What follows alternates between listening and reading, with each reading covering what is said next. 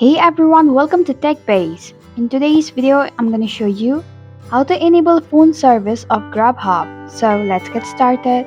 First, open settings on your mobile device. Now scroll down and tap on apps option.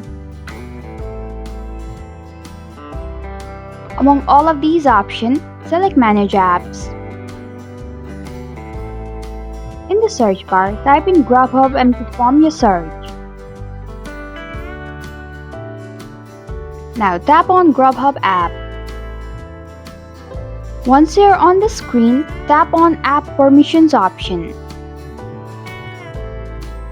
There, you can find phone option under Not Allowed option. Tap on it.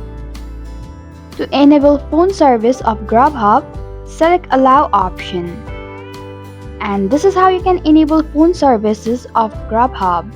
Thanks for watching TechBase. If you like this video, hit the like button and drop a comment with any questions or feedback.